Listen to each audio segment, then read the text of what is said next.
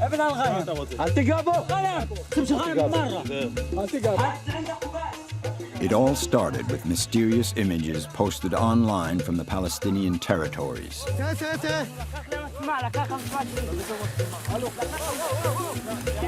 ما أنت دحف אותי? ما أنت دحف אותי? תתבייש לך! חיית צה"ל דוחף אותי! לא מאפשר לי לצלם. תשבור, כן, תשבור את המצלמה. Don't take camera. I break your camera. Don't take picture. Images of a minuscule war.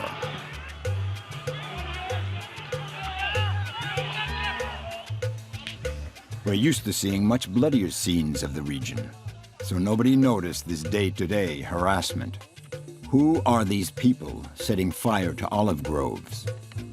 And why are the Israeli soldiers doing nothing to stop them? It's like knowingly letting children play with matches next to a powder keg.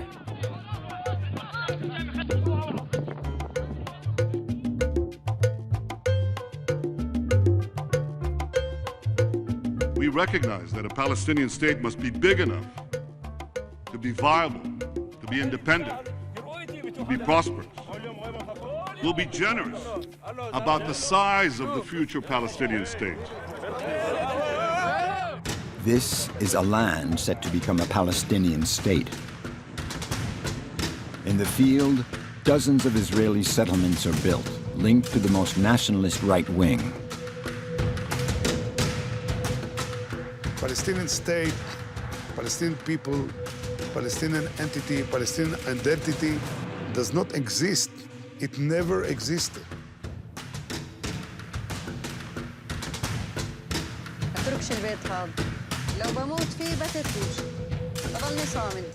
It's a new type of war. Meter by meter, step by step. A silent war. For the time being, at any rate.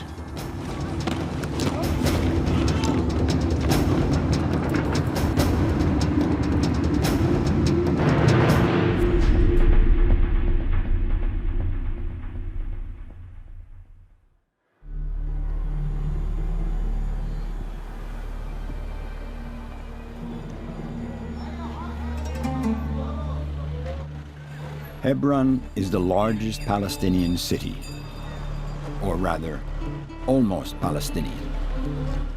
This side of town is under the control of the Palestinian Authority. Traffic jams, lots of color, no doubt about it, we're well and truly in an Arab street. But right in the middle of one street stands a checkpoint.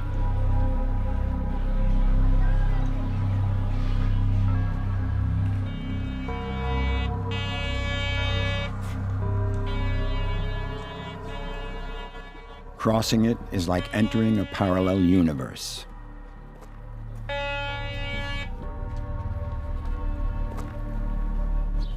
The Palestinians call it the ghost town. The shops here have been closed down under Israeli military orders. The street looks empty. It's not. A group of Jewish settlers live here, protected by a garrison. There are also a few Palestinians who are clinging onto their houses.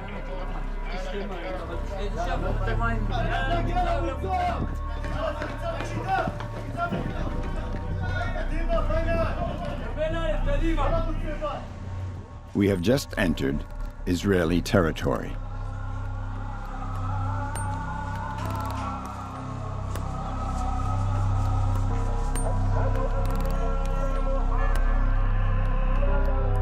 Life is not easy for the Palestinians who have chosen to stay in the settlers' street. Moving around, shopping, everything poses a problem. Isa lives here. He's a Palestinian activist and is well known to the soldiers and the settlers for his extraordinary insolence. Isa does not respect the rules of the occupation.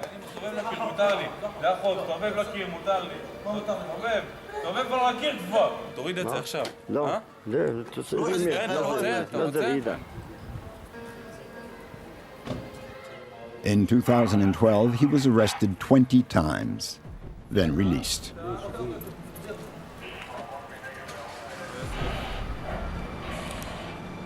Isa has understood one thing. In the war of images, the victim is the winner.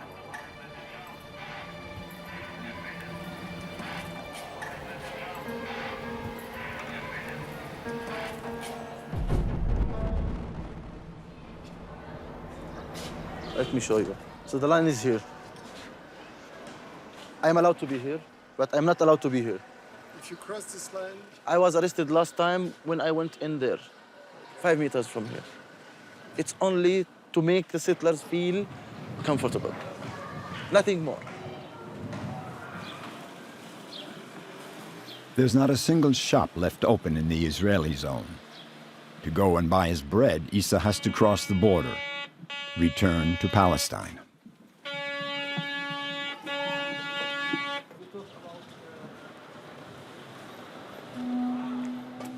In the old city of Hebron, the urban planning seems to have been drawn up by Kafka himself.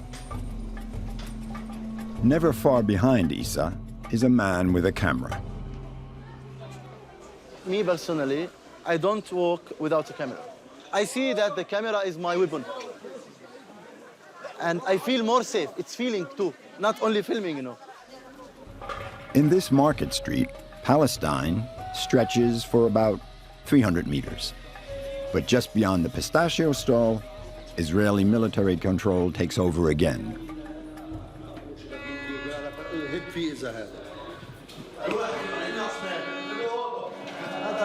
Ruler gate again. اوكي تدرى با تعسي توفالا انا شيء مو يعفريمي بو تعسي توفالا هم انه بخليص الطعم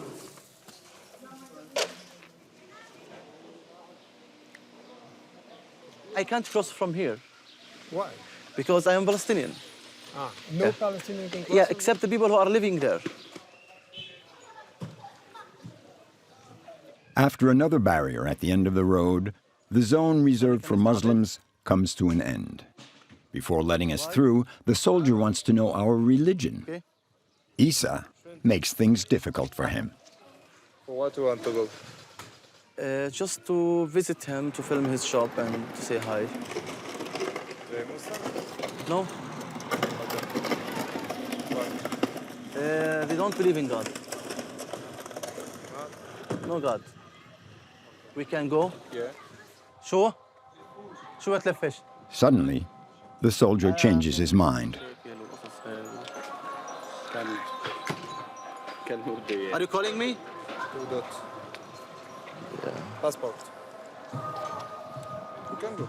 We can go now? Okay. Listen, I don't have time. I go and come back. If you go, I'm arrested. You arrest me? Why to arrest me? Because I say you stay here. You are allowed to me that I stay Because here? of police. It's only in Israel. You are a policeman. Why I have to wait, you know? Because you are saying, are you God? No, I'm soldier. You are a soldier. You know, he wants me to wait. Now? Yeah, he doesn't want to give me ID.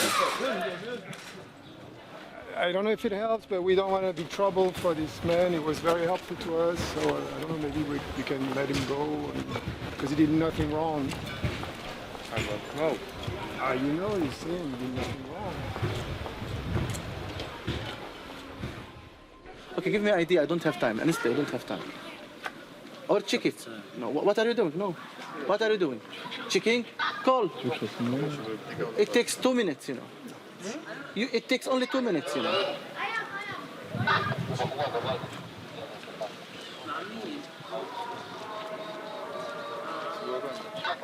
I am the one who knows. Don't give him my ID. Just tell him Isa Amro. Smart better than you. You are very stupid. You are not smart. What to say? You are stupid. You are not smart. It's a good pick. תגיע לפה, בבקשה.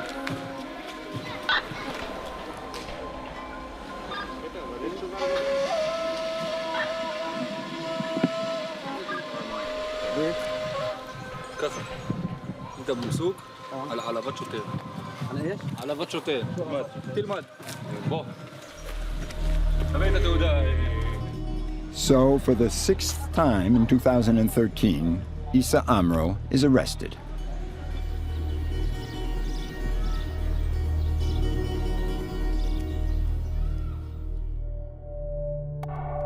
Yehuda has arrested dozens of Palestinians in Hebron.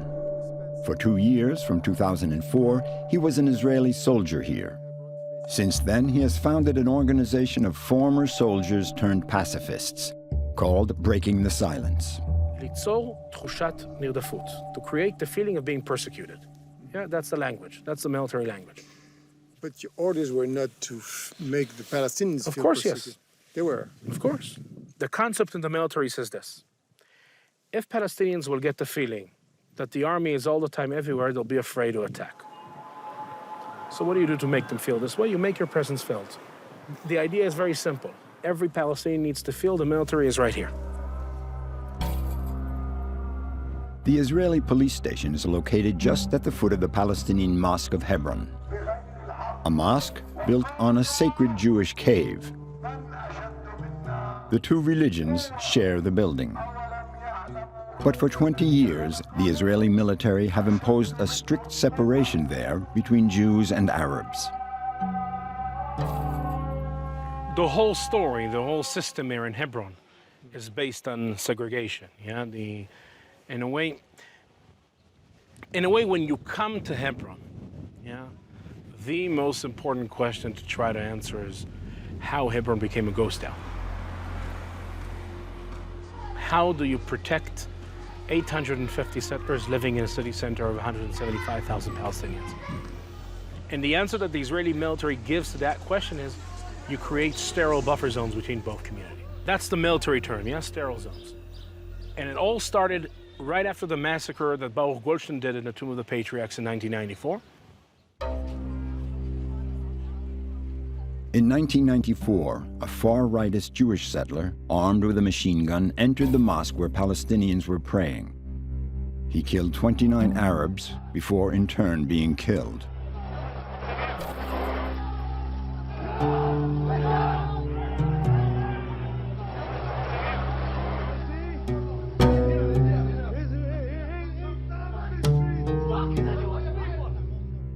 The murderer was called Baruch Goldstein. He belonged to a national religious group, the Kach.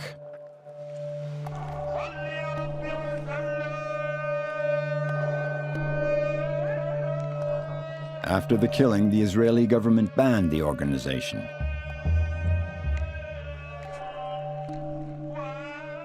But one of its former leaders, Baruch Mazel, lives here in a Hebron settlement. He's still very active. He's even a high-profile figure. Negotiating a meeting with him was no easy task. But when Mazel arrives, he sees us talking with Yehuda, the pacifist soldier, his sworn enemy. You don't know who he is now. You have him, you have enough. It's enough. If he has a point of view, who is to talk in Hebron? He was a soldier in Hebron. But there were a million soldiers in Hebron. Why him? Because he beat up Arabs, and afterwards he ran away because he gets paid by the European Union. So you would say no. I'm trying to do my work, you know. I knew before. You have to... It wouldn't be balanced. You don't know what's balance. Balance isn't him. Why? Balance is because if you interview him, you need 1,000 people to go on the side. Yeah, you have to take any Arab you want. But not him. He's nothing. Why is he aside? Take the Arabs. I mean, the margin. If he's in the margin. What? Take the Hamas, take the PLO. Why do you take him? Would you agree if I interview the Hamas and the PLO? Yeah, because they're aside here. Just next door, inside the police station, the Palestinian Issa has also started shouting. International observers arrive.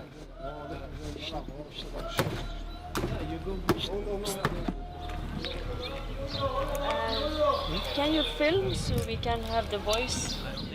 Their mission is to record incidents between the settlers, the Palestinians, and the army. Yeah, something like this. I've seen him before, back to his house. He's been screaming now inside. Nice. Oh yeah, Dhahri, he's been screaming. You're gonna have to see yourself. We can't say anything about what's going on.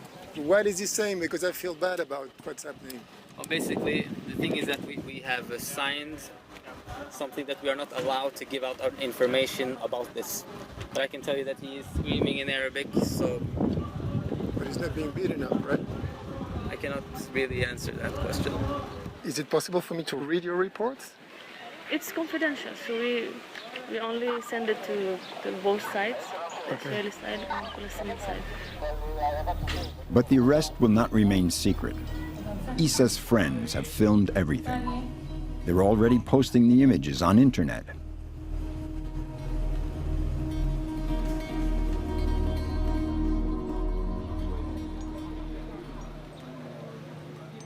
My experience in the occupied territories in general, and especially in Hebron, brought me to start to ask questions I would never ask otherwise. It doesn't take much till it starts to stink. Yeah, you just need to be a bit, 10% honest with yourself to understand that, to start to wonder whether this is the job of a Jewish soldier. 300 meters away, just opposite Issa's house, is the Bet Adassa settlement, housed in a building constructed by the Jewish community of Hebron in the 19th century. The Israelis who live there consider it a return as opposed to a colony. And their spokesperson says he regrets the state of the city. For you, any Arab passing on your street is a danger. No. For me, it's not for me. It's a decision of the army. If people come to shop, to buy, it means thousands of people a day. Amongst thousands of people, you just have to have one terrorist. One. And they decided to recognize and to agree to these measures in Hebron, which means the Jews are closed in a ghetto, in one street. We are not allowed to walk out of this street, and Arabs can live in this street, but Arabs from all over the town cannot come and make shopping in the street. During the night, Issa was released. We meet up with him the next day on the Palestinian side. He explains to us why he was shouting. The first moment I entered the gate of the police station, one of them hit me by the back of the gun, on my backbone, and the other one hit me on my neck here. It was obvious that he was detaining me just to humiliate me and to show me that he's stronger and he's the one who is in charge. You could have, shut up and accepted. There was another option. Why didn't you do that? Usually I don't shut up. It's about me. It's about Issa, how he feels from inside. It's about my dignity. Otherwise, I will explode. I will feel just that I'm nothing. I don't want to feel that. I'm protecting myself from inside too. You were never tempted to use a real weapon?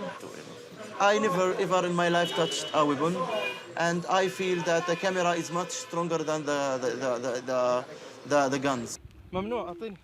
This was our first discovery.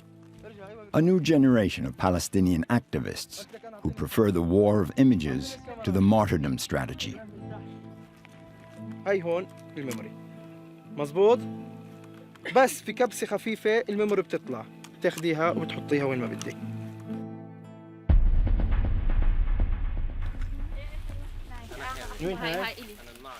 This new generation prefers to practice filming in emergency situations than firing a Kalashnikov or wearing a belt of explosives. Every day they document a low-intensity warfare, a war the world does not see. The idea was born in Hebron, less than 100 meters from here, in what's known as the Cage House.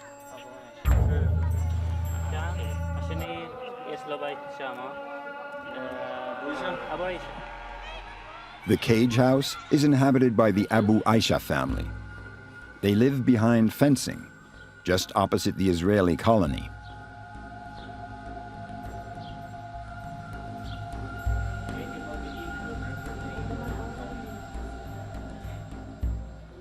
The heart of the home is this video surveillance system. It records any incidents with their neighbors. Today, nothing has happened, So they show us yesterday's images.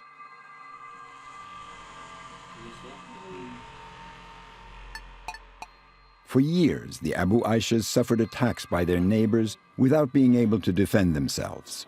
أنا ركبت الشبك بعد ما تكسر الإزاز.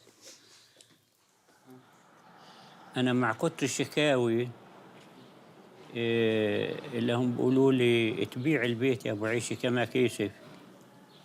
قلت لهم أنا إيش لي كيسف يربي يعني في عندي مصاري إذا أنتوا بتبيعوا أنا بشتري أنا ما ببيع أنا بشتري. The arrival of these two cameras in 2006 was to change family life, and perhaps the history of Palestine. مين اللي أعطاكوا هاي الكاميرات؟ بيت سالم. مين هم هذولا؟ يهود من بيت سالم حركة السلام.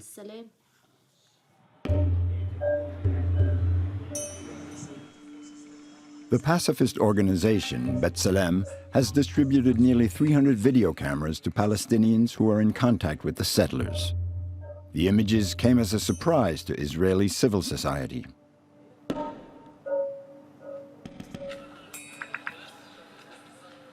The project started around late 2006 in the house that is called the Caged House, and now realized that they're incredibly frustrated with the fact that they're under constant harassment and assaults and attacks by their settler neighbors, and the police simply does not treat their complaints seriously. So he basically gave a video camera to the family, and amazing footage started pouring into the office, depicting really quite shocking scenes.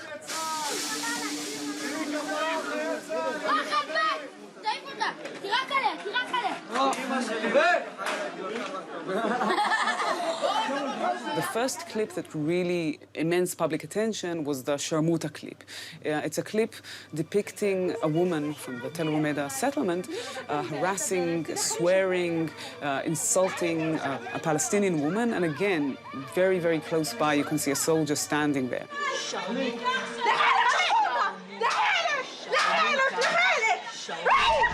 And I think this video, it went viral in Israeli media, really shocked many Israelis and raised awareness of these kinds of incidents that occur in Hebron. Indeed, they came as such a shock that the then Israeli Prime Minister Ehud Olmert apologized to the family of the Cage House.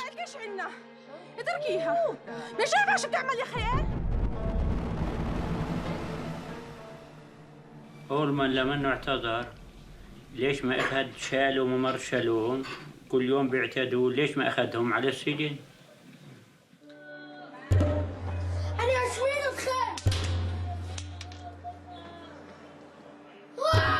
The images from the various B'Tselem cameras were proof of shocking discrimination around the Israeli settlements. When settlers' kids take it out on their Arab neighbors, why does the Israeli army do nothing? I went through throughout my service with the feeling that the settlers are crazy. That it's not the settlers, but the fact that my orders are not to intervene when settlers attack Palestinians is crazy. Yeah, because that's the case here. Yeah, as a soldier serving in Hebron, you see a settler beating up a Palestinian. Our orders are we're not allowed to intervene. We're here to protect the settlers. Palestinian kids get different treatment. In July 2013, a 5-year-old child threw a stone at a settler's car. He hit the tire. The Israeli army arrested him. The army also went to the child's house and arrested his father.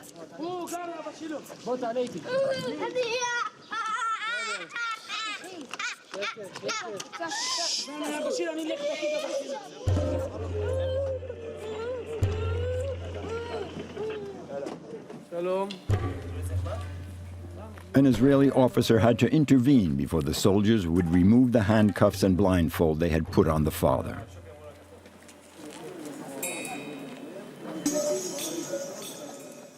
Filming in the West Bank is absolutely legal.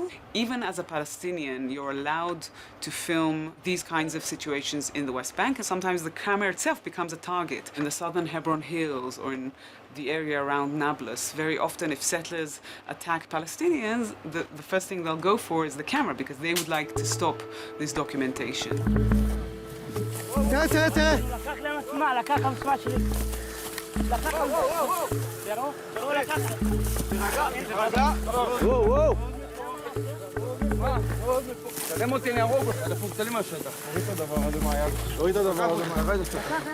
לא מאפשר לי לצלם. תשבור, כן, תשבור את המצלמה. טוב מאוד. צהל פה ולא מונעים את זה ממנו.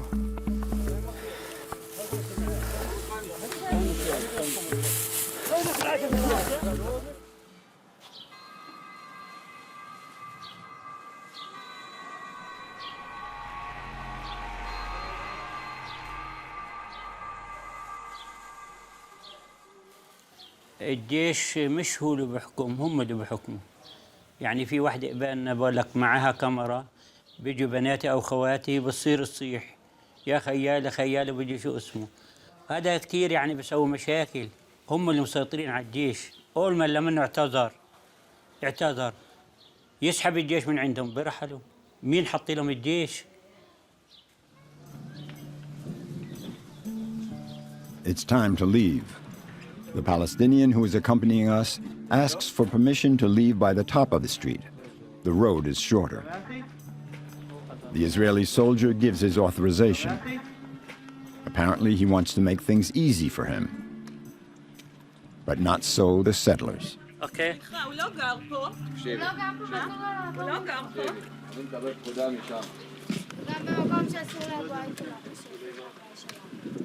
כאן זה רק לאבו אייקי. תרוצי לבסיס, תקראי למ"פ. לא. רוצי, תקראי למ"פ. שום דבר,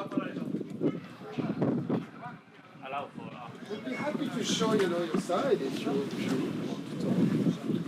Come here to cause provocation, to bring an Arab that could be a terrorist that's not allowed to be here, and you are supporting terrorism. Why am I supporting terrorism? Because these are terrorists that have been in jail and they come here to kill us, and you are supporting him. Why you do it? You have to ask yourself that question. You are lying to yourself. But why? You can explain to me. אתה מפריע לי, אל תתקרב אליי ואל תעשה את זה. הבנת? אתה איתם. קחו את זה כמה צעדים אחורה, אל תגרו בהם. בסדר. איפה אנחנו נחכה? אולי אנחנו נחכה בבית. בסדר. למטה.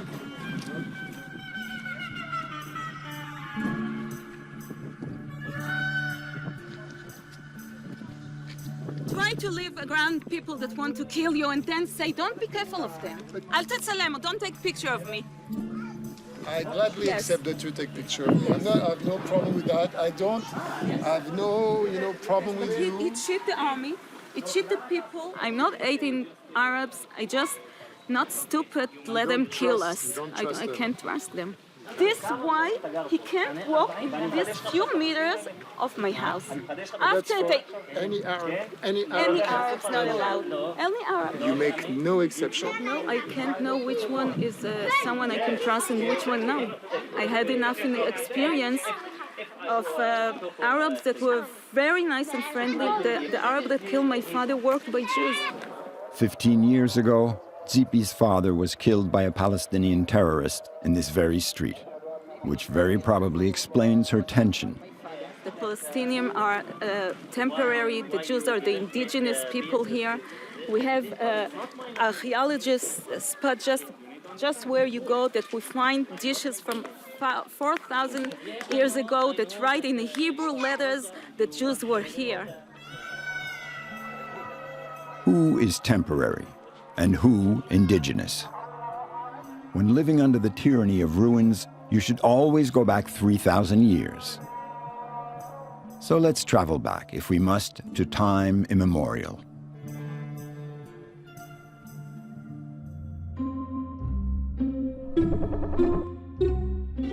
Originally, Hebron was inhabited by a constellation of Semitic tribes. They worshipped animal-headed gods, now faded into oblivion. According to the Bible, the Jews chased the tribes out of Hebron. They were led by the patriarch, Abraham. With them, the Hebrews brought a new concept, the single God. When Abraham died at the venerable age of 175 years, that's in the Bible too, the Hebrews buried him in Hebron. This was the very first temple. Throughout history, the Jewish cave was to change hands and undergo extension. The Romans transformed it into a Christian church. The Muslims made a mosque out of it and adopted the patriarch Abraham, who they renamed Ibrahim.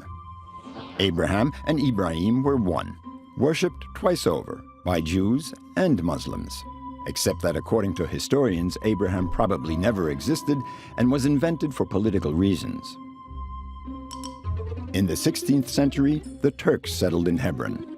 It's probably the only time the Jews knew peace, and it was to last for 4 centuries. But that's not the end of the story. In 1917, the British chased the Turks out of Palestine. A new period of trouble started. The English promised Palestine to the Jews. The most nationalist Arabs flared up. In 1929, trouble broke out. Police deserted the city of Hebron. Arab extremists attacked the Jewish community.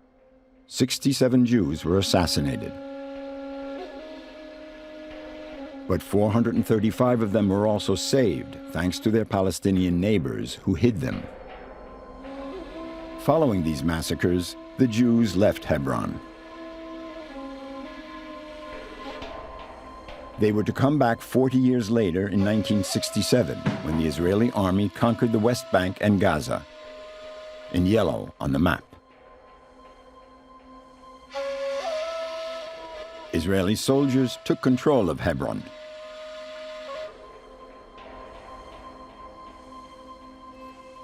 A year later, a group of ultra-Orthodox American Jews settled in the Old City. This was the first settlement in Hebron. For the Jews, they were coming back to the city of the patriarchs. This place is very holy. It's very historic. It's the beginning of the Jewish people here.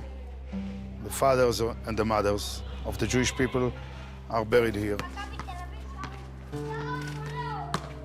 For their Palestinian neighbors, it was the beginning of a military occupation. We say that, Jewish, we're living in Hebron historically. But they are allowed to come back. They are more than welcome to come back to live in Palestine. If they want two-state solution. If they want one-state solution, I agree to. But equal, He's more privileged than me. They have much more rights than me.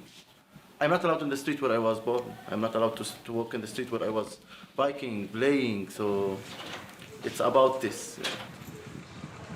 يقتل المسلمين في سوريا في الجزائر قبل في جنوب السودان في الصومال.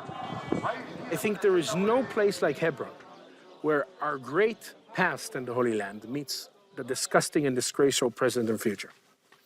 There is no place like Hebron to open the discussion and the question of who we are as a people, what we should stand for. What is the country that we're building here all about? The problem is that a prolonged occupation is immoral, non-Jewish, against the interest of Israel, and must end 46 years ago. That's the problem.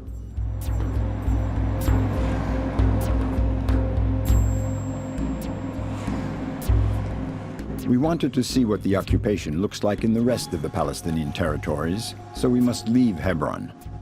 At the city exit, the Israeli army has erected an iron gate. At the moment, it is wide open. Palestinian attacks have virtually ceased, so traffic flows much easier. Less restrictions, but a complete control. And in 20 minutes, we can shut down all the West Bank. It takes one jeep to each village, close the gate, and no one can leave in and out. The West Bank is a strange zone. It has been under the occupation of the Israeli army since 1967, but it is not part of Israel. The Palestinians who live here have no nationality. They are subject to the decisions of the Israeli army.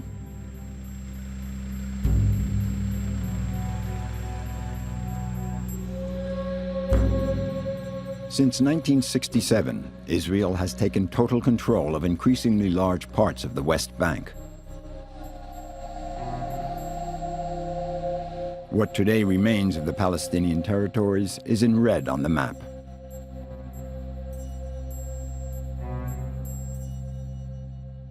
These enclaves are surrounded by Israeli settlements and security zones.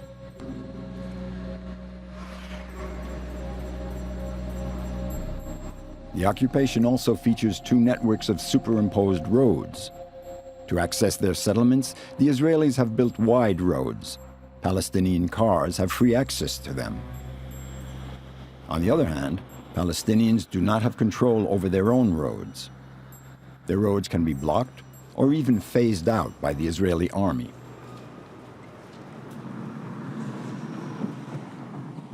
This is what happened to the Arab village of Kafir Kadom. Their main road is unusable. There's an Israeli settlement right in the middle of it.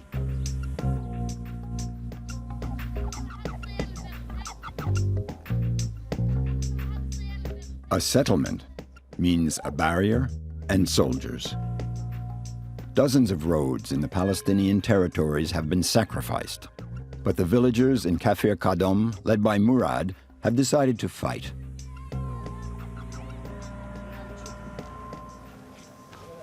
This is the original road, right? Yes, all original road. Okay. Can you get close to the gate? No. Maybe you can. Yeah. There on the top of the mountain, they have a very tall tower. We have a camera. They can watch everything, every movement happened here in this area. So they're seeing us now? Yes, of course. Every Friday, the inhabitants of Kafir Kadom burn a few tires to smoke out their Israeli neighbors.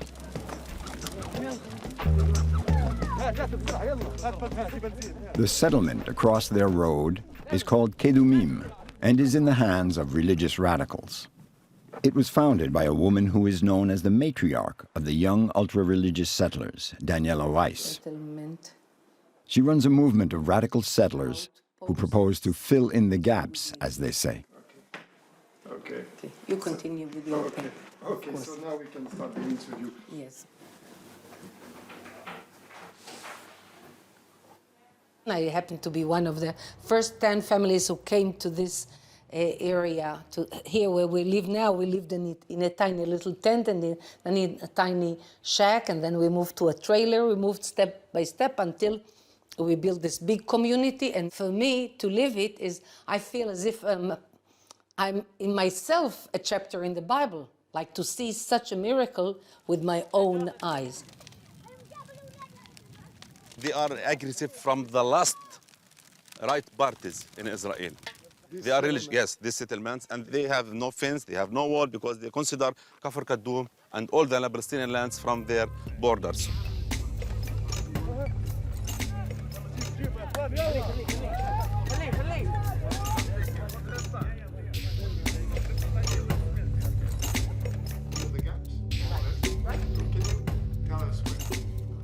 In between the areas of the existing settlements, there is a lot of government land. And I want to be clear, we do not speak in our movement of touching any private Arab property. I speak about 2 million dunam, that is like 700,000 acres of government land, on which there is a debate. To what government? To me, it's clear. Government in Israel can be only Israeli government. So we are speaking about this 2 million dunam of government land on which we want to settle 3 million Jews. This is the plan of our movement.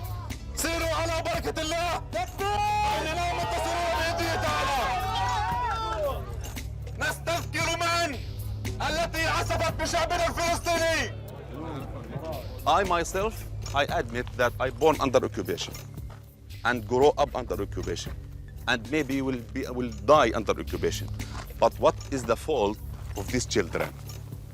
Is this place suitable for our children? I think no.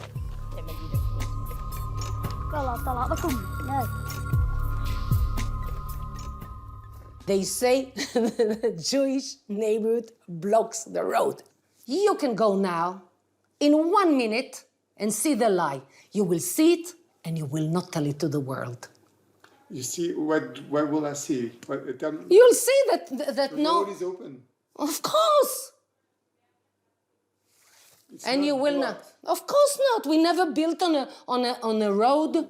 From what I understood, it's not that the road is blocked, it's that they cannot use it or something like that. Because they didn't want to use it. And I was the mayor. Palestinian? Of course. We obeyed Daniela and went to test the famous road. We arrived by the north in order to reach the Palestinian village located on the other side of the settlement. We need to go back to the road. We come from here. Why can't we go in? Look, Israeli government press card. Okay. It's not normal. Manifestly, getting across the road is not such an easy matter, even when you're not Palestinian. So we go around the settlement to reach the other section of the road where Palestinians are preparing for a clash. They have built symbolic barricades, which Israeli army bulldozers remove in a flash. The Palestinians bombard them with futile stones.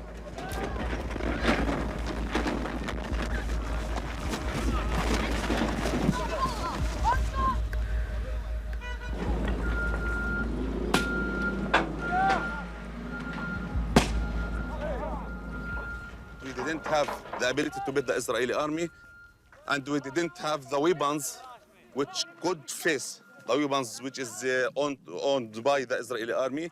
We only have our will. The Israeli army does not use all its firepower. Take care, just take care. It does not fire real bullets. The real danger comes from the tear gas grenades that are thrown at ground level. It's best not to get hit in the head.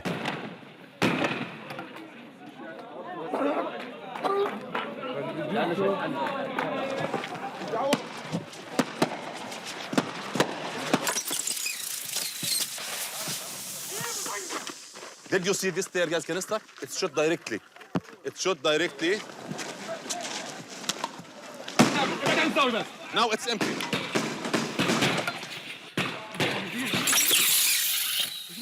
تعال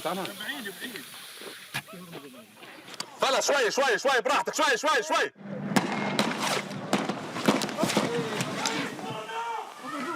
Today, a Chinese journalist gets hit in the knee. It's shot in his knee directly. The Palestinian people, they didn't deny the right of anybody to live in peace in his state. On the other side, it is the right of us to live happy and in peace without suffering on our land.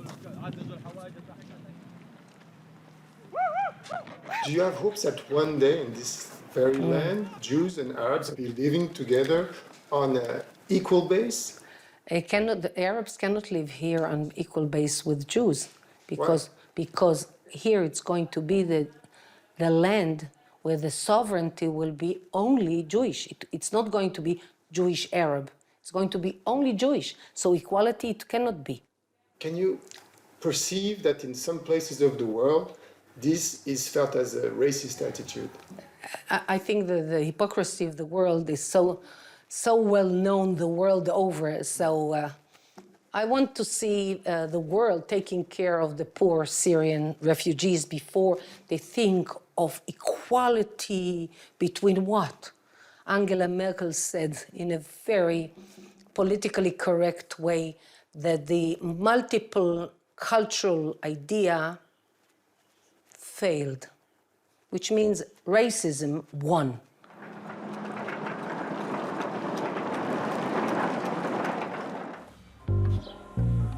Daniela Weiss does not represent the majority of Israeli public opinion.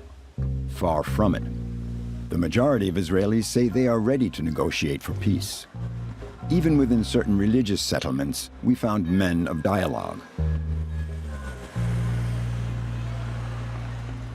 I see the reality is that the terror and the terrorists are a small fraction of the population, and overwhelming the Arabs and Palestinians are people that would, I know from personal experience, if your car breaks down, they would come and help you out.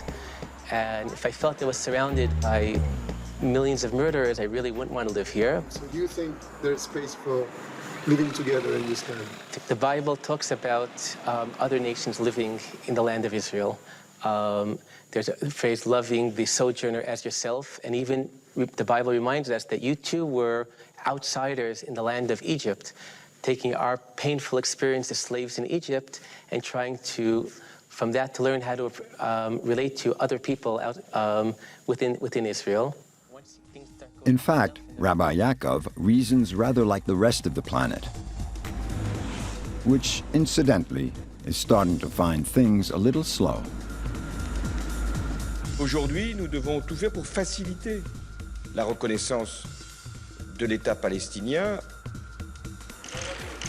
Britain is a strong supporter of the two-state solution. We don't believe that it's right to have this illegal settlement activity. Israelis must recognize that continued settlement activity is counterproductive to the cause of peace, and that an independent Palestine must be viable with real borders that have to be drawn. In Washington, American journalists are getting riled. You always say the same thing, that you are unhappy, you find it unhelpful, and so on. But are you not concerned that there may not be any land left for the Palestinians to build their state on? Well, that's why I expressed a concern today. We don't accept the legitimacy of continued settlement activity, and we encourage both sides to act in a way that will provide for a path to peace. In other words, that there are consequences for the Palestinians if they do things that are unhelpful, but there are not consequences, and there are no plans to have consequences for the Israelis if they do things that are unhelpful to the process. Is that correct? Again, is that correct? I want to make sure that I understand that's the There's position. no change in our policy on either front. It means that the Palestinians Even the Israeli Prime Minister supports the two-state solution. outside the borders of Israel. We recognize that a Palestinian state must be big enough to be viable, to be independent, to be prosperous. The good Dr. Netanyahu holds power in Israel. So what stops him from solving things? Could it be that Mr. Benjamin keeps secretly pulling the rug from under Dr. Netanyahu's feet? In 2010, an Israeli television channel broadcast a short amateur film dating from 2000. Netanyahu is explaining how he blocked the first Oslo peace accords between Israelis and Palestinians. Of course, the moment was not meant to be filmed. Benjamin Netanyahu was visiting a settlement that had suffered a terrorist attack. He wanted to speak freely.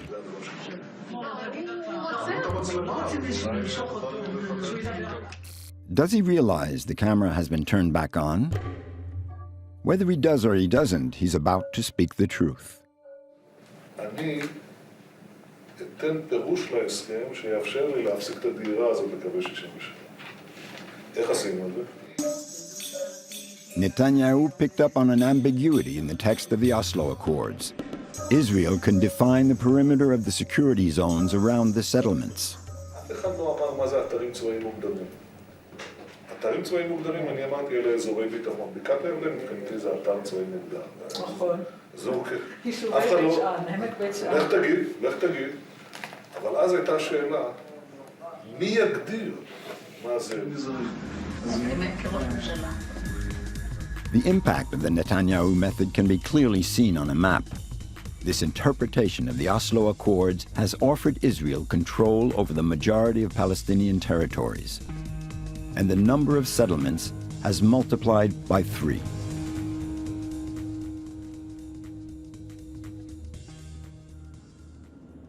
What kind of state can you build in fragmented pieces of territory? Some Israeli leaders had a model in mind. In Rome, there's a political leader who heard about it. We went to Italy to meet the former head of the Italian government, Massimo D'Alema. In the 2000s, he took part in all the international discussions on the status of Palestine. At the time, privately, he met Ariel Sharon, the future Israeli prime minister. Sharon let him in on a few secrets. Il a fait un voyage en Europe, il a été reçu par le responsable politique européen, et moi aussi je l'ai reçu. En réalité, Sharon il m'a dit, il y a plusieurs années, qu'il faut donner aux Palestiniens des zones qui sont administrées par les Palestiniens à l'intérieur de la sécurité israélienne. Et s'ils pensent d'appeler ça État, ils peuvent le faire, oui.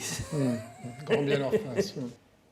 Il m'avait dit, finalement, c'était en privé, c'était confidentiel, et il a dit, bon, quelque chose comme les Bantoustans. Et le mot Bantoustan a été prononcé par Sharon? Oui, mais c'était... ce n'était pas officiel.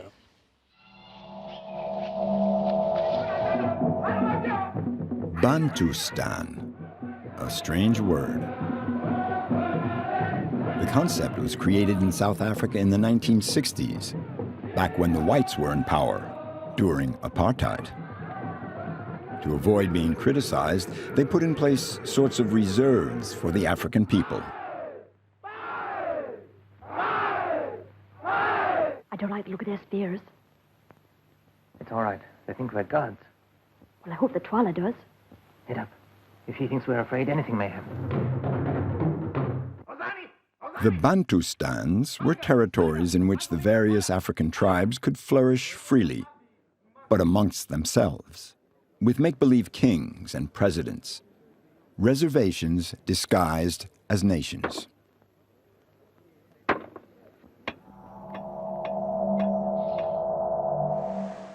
Is Palestine a Bantustan? In any case, it's far from being a country. In Ramallah, the administrative capital of the Palestinian Authority, buildings have grown skywards. This rather empty mini Dubai looks like a capital just waiting for a country. The city is surrounded by military zones and Israeli settlements. There are now over 350,000 settlers. They cost the Israeli state $450 million a year. Every day, new illegal settlements are built. They are referred to as outposts. The illegal settlers receive immediate army protection, running water, electricity, and a good deal of benevolence. If the government wanted to encourage them to set up on hilltops, that's exactly the way it would do it. 5 years ago, Gadniel brought his family to these heights. Initially, he lived in a prefabricated house, and now he's building a concrete one. Officially, he does not strictly have the right to be here, but he's not that bothered about it. We wanted to come to a place that's in a start and that's a pioneer. And we love the place, the view. We're building this whole city from nothing. We're building it slowly. Everyone is building, and new people are coming into these houses, and then they're building, and then new... It's difficult to get the legalization of settlement. Very. How does it work? It's processes and it's a long process and a lot of bureaucratia. But a lot of places got it, and we're on the list. We need to do a lot of stuff for it, and we're working on it. It's true that from these hilltops, the view is splendid. A beautiful place to bring up your kids. But is it just for the beauty of the landscape that the settlers are settling on the heights? Bye-bye.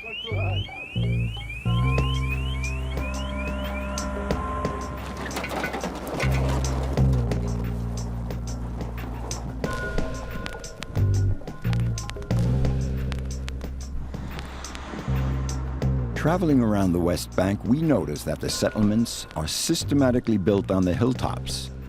It's no coincidence. We discover the plan in an internal document issued by the political movement of the settlements. Occupying the hilltops is part of a military strategy, a plan with a direct consequence for the Palestinians.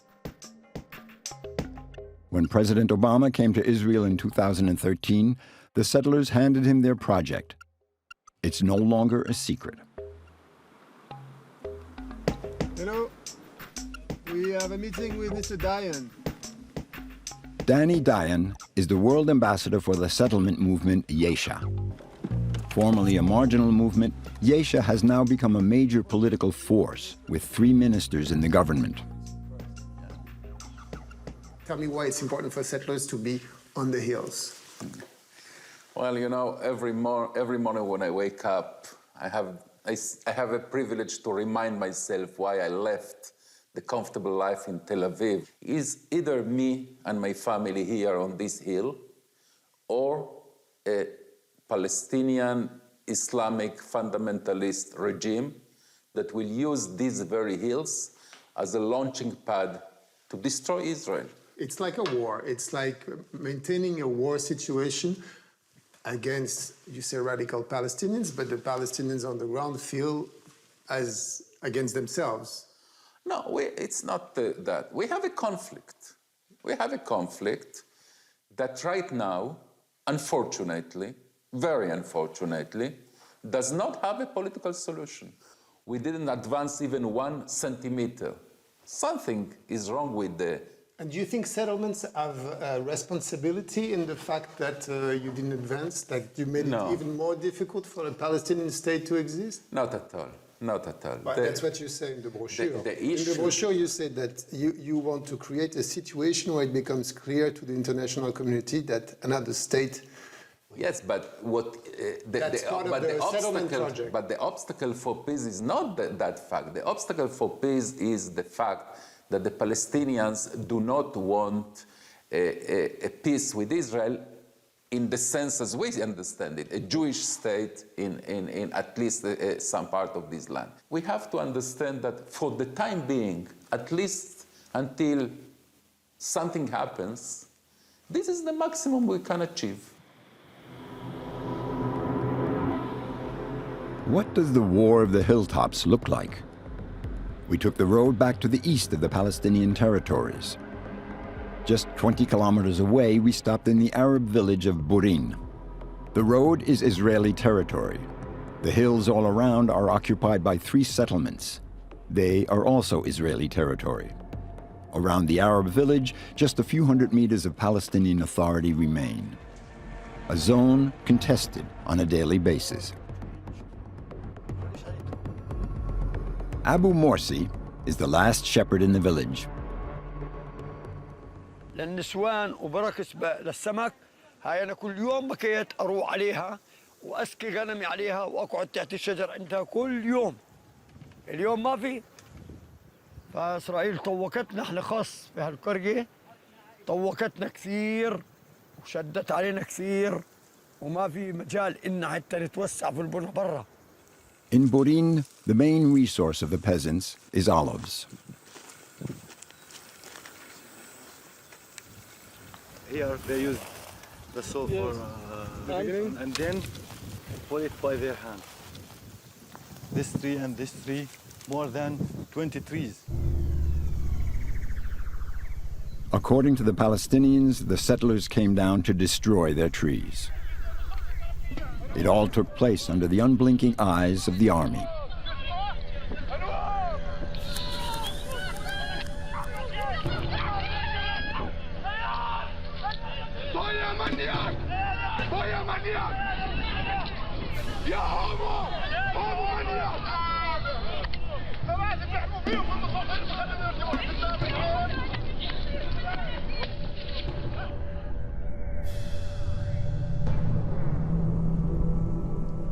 كله هو بيجي هون على الشجر بحرث الشجر بنزل بطحاه هذه ارضي وهو ابصر من وين جاي من اي بلد جاي انا بيجي علي هون مشان يطحيني وبيجي الجيش معاه كمان الجيش مع المستوطن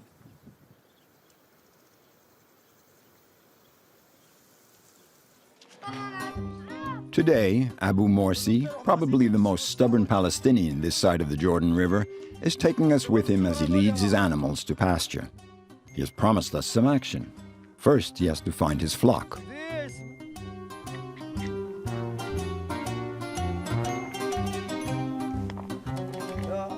ولا طلع الموح طلع المنطقة هذيك نزلوا حركوا المراعي اللي أنا بدفع مصاري حقها بضمن الأرض هاي وبرع فيها نزلوا علي المستوطنين هسه بتشوف حركوا جميع الأرض هاي ما عدا الشجر وحركوا جميع المنطقة هاي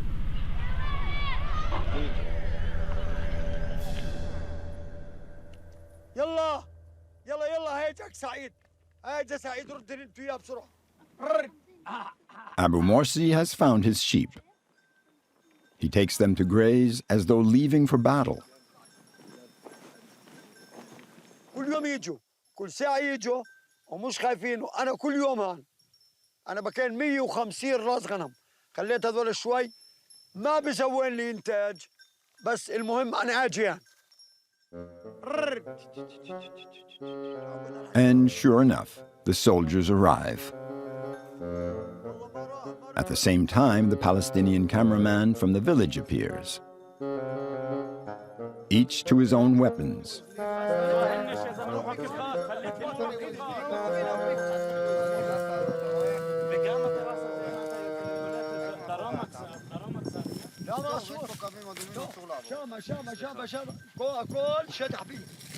אנחנו עוד פעם מגיעים לסיפור הזה, אז אני אומר לך, תלכו, תתרחקו טיפה, תחסכו את הריב איתם, תחסכו את הריב איתנו, וזהו. אין כלום למעלה. אין מה לראות, אין קש, אין כלום, הכל שרוף. אם אני יורד למטה, גם אין חתוך לטרסה. 10 מטר, תעמדו לטרסה, 10 מטר. يلا تعال نروح غاد 10 متر يلا ما فيش شيء غاد محروقة روح يا ابو مرسي وقف هناك روح نحن لو They also said that they came here to protect you from the settlers. Is it true? كذابين ترد عليهم هم بيجوا يقتلوني ويطحوني هم هذول اللي حركوا الجبل هذول هم والمستوطنين مع بعض الجهتين هم اللي ولعوا النار هذول كذابين بس بيجوا هسه انتوا لو انكم مشان بروح وبودي المستوطنين مشان يسرقوا الغنم. How come you speak Hebrew? من كثر ما بيجوا علي وبيحكوا معي صرت افهم شوي منهم.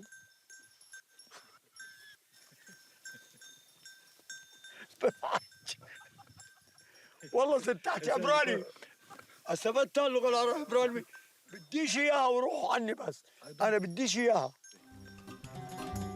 The war of the sheep is raging throughout the West Bank.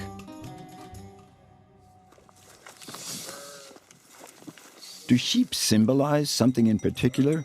Is there a sign we might have missed? Why such warlike application to disperse goats and sheep?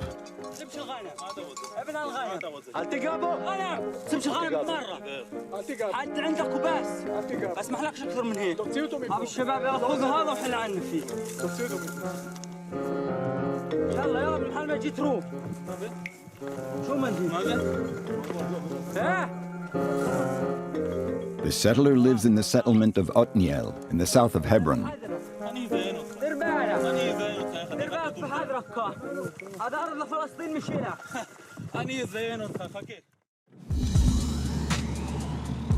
In the Holy Land, miracles do happen. And the head of the Otniel settlement has agreed to explain things.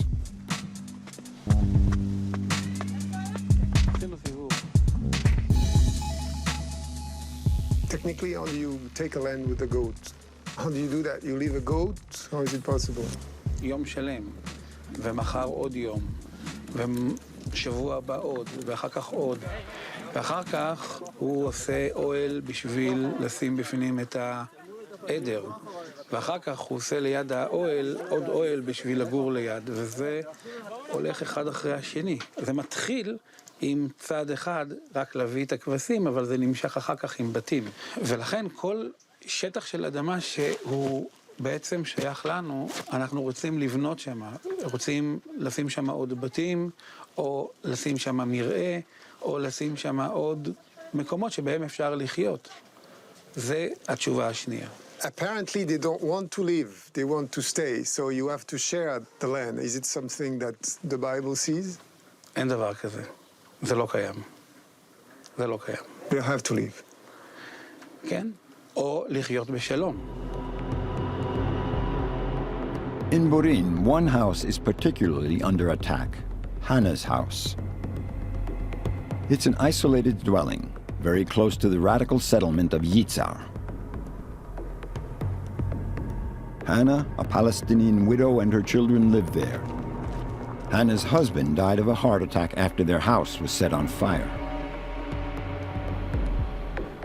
مستوطنين كل يوم بينزلوا علينا بيحاولوا يدخلوا البيت بس احنا بنمنعهم يعني اكثر من مرتين ثلاث حركوا البيت هذا وحركوا البيت فوق وقتلوا جوزي وسرقوا الاغنام وسرقوا الخيل وحركوا السيارات هم بيعملوا هيك مشان يهججونا من الدار بس احنا ما نطلعش من دارنا احنا صامدين.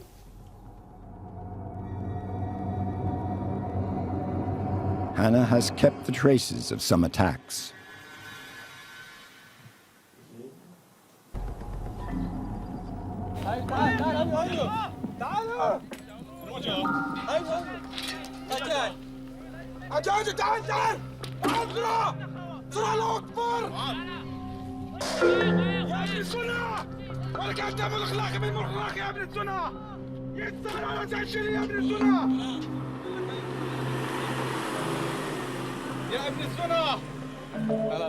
The Israeli army has judged the radical settlers of Yitzhar to be sufficiently dangerous to warrant pushing them back.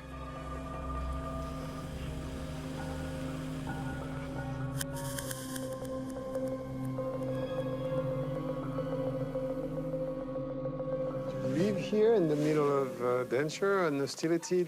Are you sometimes tempted to leave your house? لا ما اتركش البيت هذا لو بموت فيه بتركوش بضلني صامد. Yitzhar is the only West Bank settlement in which Israeli police have arrested 2 rabbis for incitement of racial hatred. In 2012, certain Yitzhar settlers opened fire on Palestinians from a neighboring village.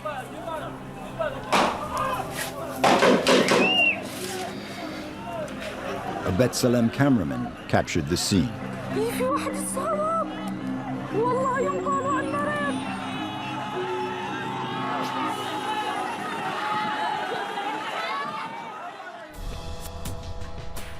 We traveled to Yitzhar with an Israeli journalist who the radical settlers know. It's a necessity to get through security.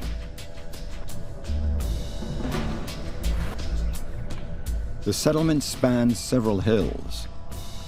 The majority of houses are temporary prefabricated dwellings.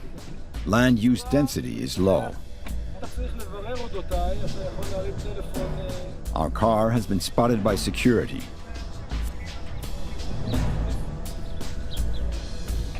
It's made clear to us that nobody will speak to us.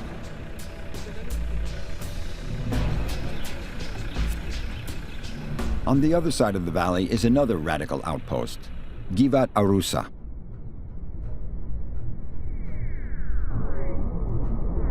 It is just as closed as Yitzhar. We have more luck at the settlement of Bracha. It's a religious settlement, but not a fanatical one. We're welcomed by their spokesperson, Yonatan Bayar. He's originally from Brooklyn and is not overly concerned with what's happening in the valley. He moved up here to be closer to heaven.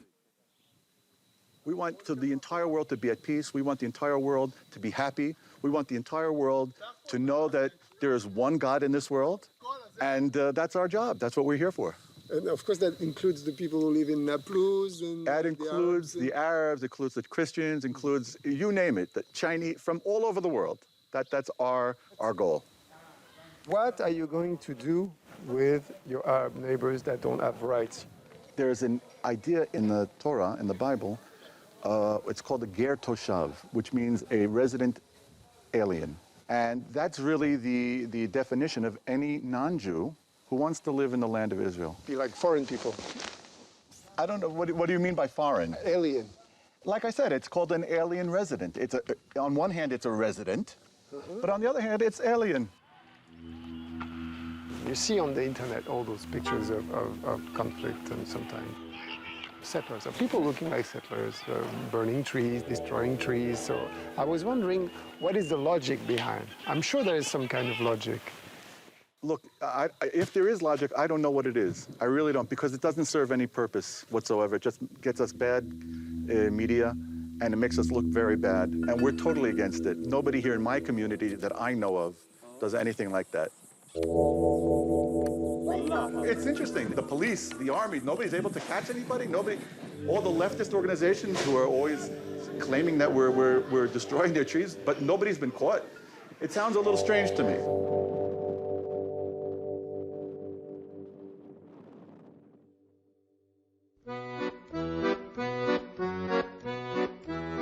Fundamentalist settlements are growing steadily in Israel.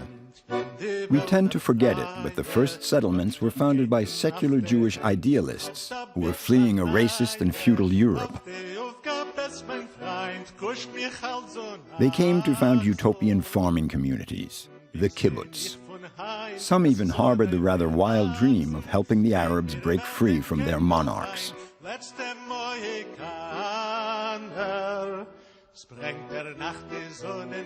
It didn't last long. Today, the utopian revolutionaries have given way to religious followers whose only horizon is the Bible.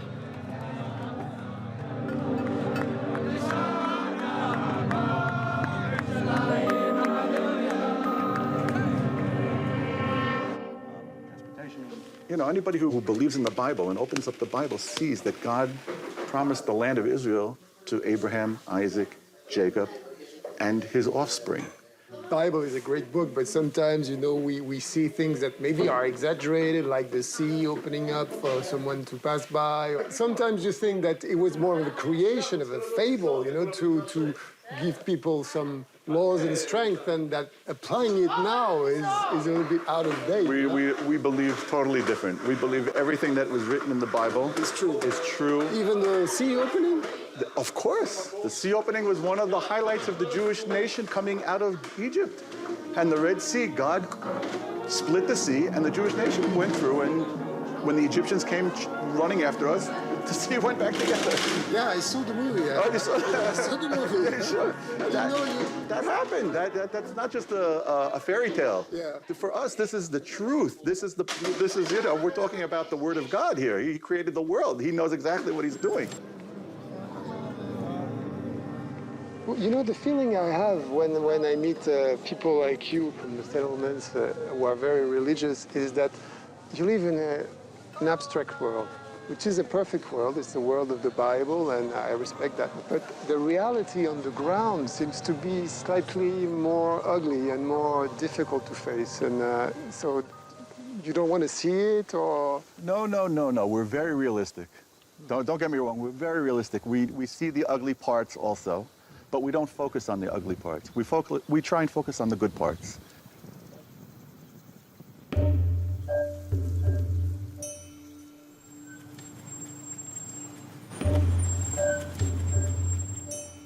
For a long time, the religious settlers were just a very vocal minority in Israel. What's new is that today they are in the government. They hold 3 major ministries. The Minister for Housing is a settler himself. Even if he has not yet managed to impose his views, he doesn't hide them either. Notre sentiment, c'est que c'est désormais impossible qu'il y ait un État palestinien. Est-ce que c'était ce que vous vouliez quand vous avez lancé le grand mouvement de la colonisation? רק אומרים, אולי גם תתחלקו עם אחרים. ואני אומר שממערב לירדן יש מקום רק למדינה אחת, מדינת ישראל. לדעתי, אנחנו אחרי האפשרות לחלק את האזור הזה. יחד עם זאת, אני מאמין שאפשר להגיע בעתיד הלא קרוב להסכמים שיביאו להרגעת האזור. Si j'ai bien compris, vous proposez d'annexer les territoires palestiniens et de tout transformer en Israël. גם אחרי זה, חברון היא שלנו. ירושלים היא שלנו, ענתות שלנו, הכל שלנו, זה כתוב לפני 3,000 שנה. We return to Hebron, and we come across a scene that could foreshadow a not-too-distant future. In the heart of the old Arab city, which is in theory under Palestinian control, we discover the Israeli army. Isa is there. I'm good. It's better to take it away because stones may come here now. Okay. Israeli soldiers have left the Jewish zone and have taken control of the Arab market. On account of a Jewish festival, they have obliged dozens of Palestinian stall owners to close shop. And they're keeping the crowd at bay.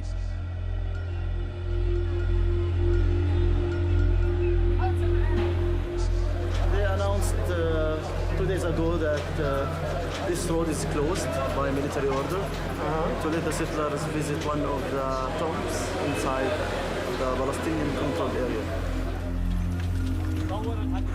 The Jewish tomb is located beneath this Palestinian house, 300 meters away from the Israeli settlements of Hebron. For your safety, on that side.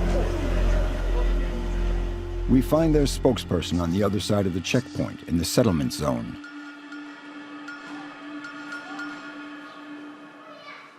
If they want to claim for justice for all, okay, I'm for that. But let's open all for all.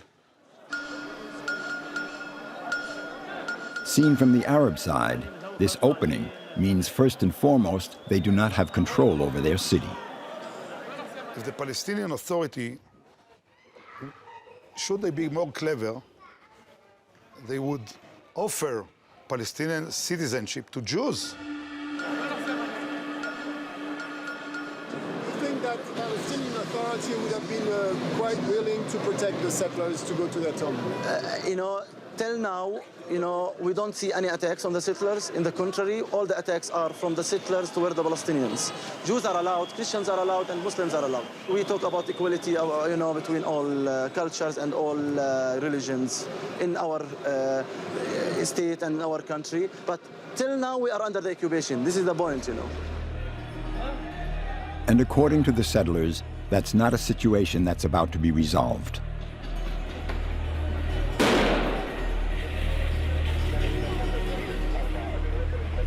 All the city must be under full Israeli control without any Palestinian Authority or anything like that. Now it will be open for all, it will be secure, it will be open, it will flourish. You're just asking for Hebron to become Israel. Yes, and I'll tell you something. I'm sure most of the Arabs in Hebron, if you ask them quietly, they will be happy about it. Most of the Arabs, and I speak to them, and I know what they say, most of them. Until 1 p.m., Israeli soldiers have kept the young Palestinians at bay with sound grenades.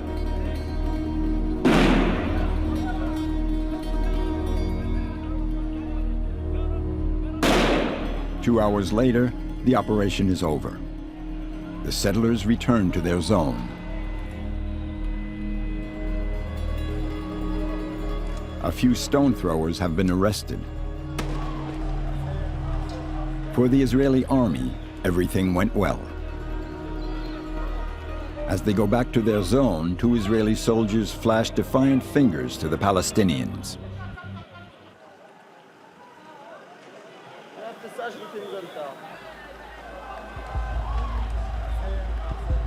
But it's a short-lived victory.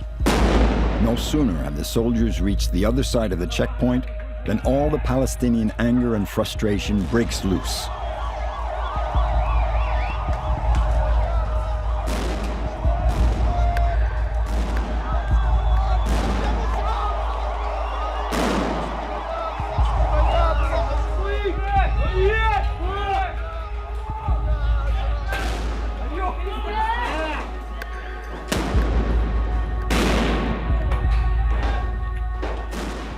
The Israeli soldiers will have to invade the Palestinian zone once again.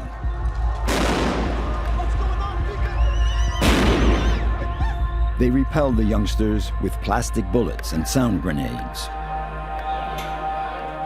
The Israeli positions fire just one round of live bullets.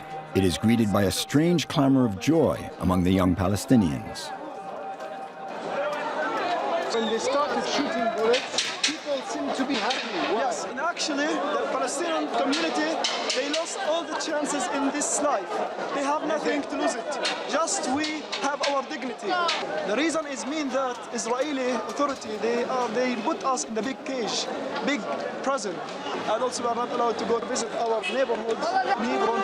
And also we are not allowed to go outside this city sometimes to go to Jerusalem. If you want to go to Jerusalem, you have to apply to get permission from Israeli civilian administration.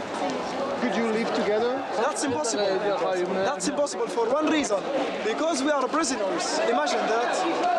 How you could as a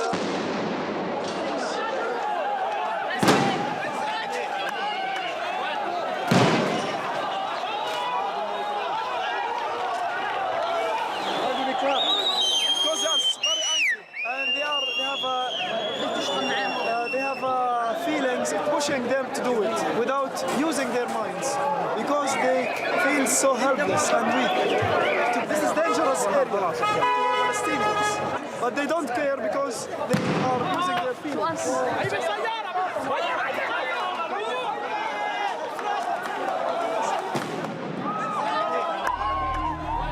The riots lasted for 4 days.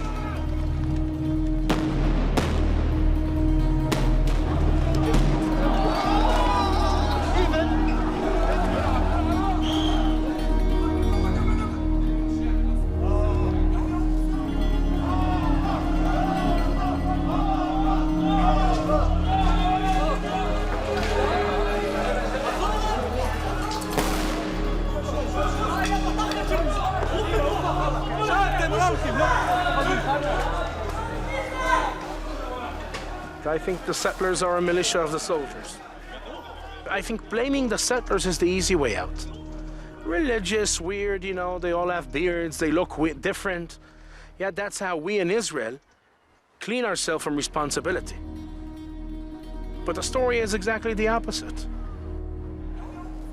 The problem is the state, not the settlers. Numerous Palestinians were wounded.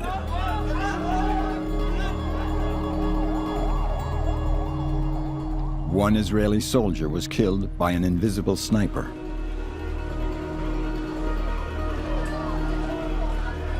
The former head of the Israeli Secret Service, Yuval Diskin, declared, "The immense frustration of the Palestinians is escalating as they realize that their land is being stolen from them and that the possibility of a Palestinian state is growing more distant. All conditions are there for an explosion of violence."